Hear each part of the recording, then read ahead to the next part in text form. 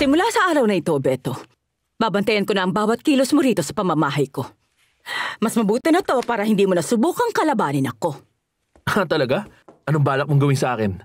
Papatayin mo ko gaya ni Miserias? O lalasunin mo ko gaya ni Florentino? Ha? Hello? Mama, nasa ospital ako. Malubhan ang lagay ni Fedra. Oh, nakakaawa naman siya. Sige, pupunta ako agad dyan ngayon din. Isama niyo na rin si Beto. Ang kapatid niya. Malapit na pong mamatay. Manalig ka lang, Javier. Habang may buhay, merong pag-asa. Pero sabi nga ng doktor, napakalita to ng tsansa na mabuhay pa siya.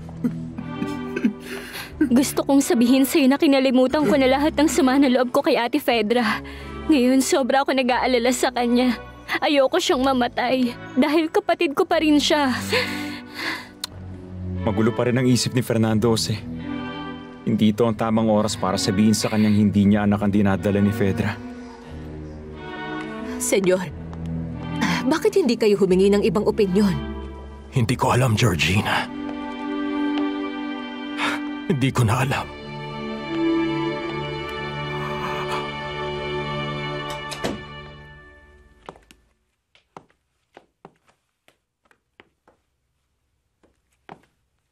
Bakit niyo ba ako dinala rito? Para makakain ka. Hindi ka ba gutom? Maganda ka ng pagkain para kay Negro. Opo, boss. Napakadungis mo naman tingnan. Kailan ka pa ba huling naligo? Hindi ko na maalala. Yang sapatos mo sira-sira na. At yung damit mo mukhang basahan. Ito lang ang meron ako, kaya wag niyo tong itatapon. Pagkatapos mong kumain, maligo ka at sumama kay Silvestre para mamili. At bakit naman? O sige, kung ayaw mo. Ayos lang, huwag ka na magalit. Sinasabi ko lang.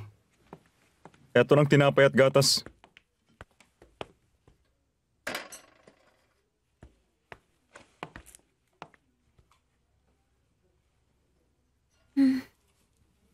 Sige na, huwag ka na kumarte. Kumain ka na. Kumain ka na muna, tsaka na tayo mag-usap. Sige na.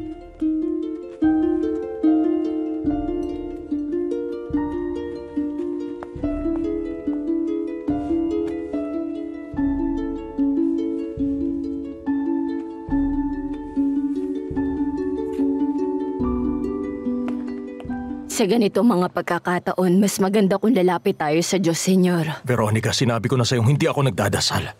Matagal na akong pinabayaan ng Diyos. Hindi, Senyor. Kahit kailan hindi niya tayo pinabayaan. Ang totoo, tayo lang naman na nakakalimot sa Kanya. Hindi, Veronica. Hindi itong oras para sermonan mo ko. Nakikialam ka na sa mga bagay na dapat hindi naman. Wala kang karapatang magsalita ng ganyan dahil ni minsan, maski sarili mong anak, hindi mo naalala. Kaya huwag ka makialam sa desisyon ko, tantanan mo na lang ako. Fernando Jose, huwag mong kausapin ng ganyan si Veronica.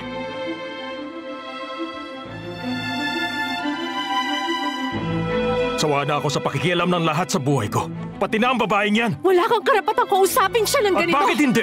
Bakit? Dahil ang babaeng ito, si Veronica, siya ang mama mo. Narinig mo? Si Veronica ang tunay mong ina, Fernando Jose. Narinig mo? Si Veronica ang tunay mong ina, Fernando Jose.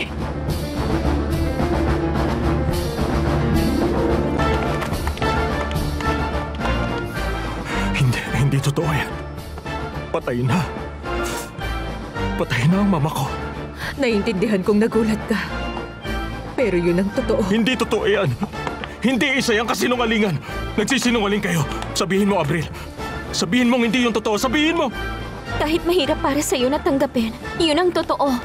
Mama mo, si Veronica. Hindi. Imposible.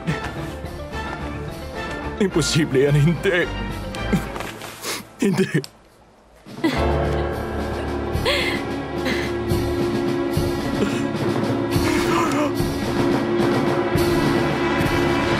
Kung ayaw mo, huwag ka nang bumalik sa kalye.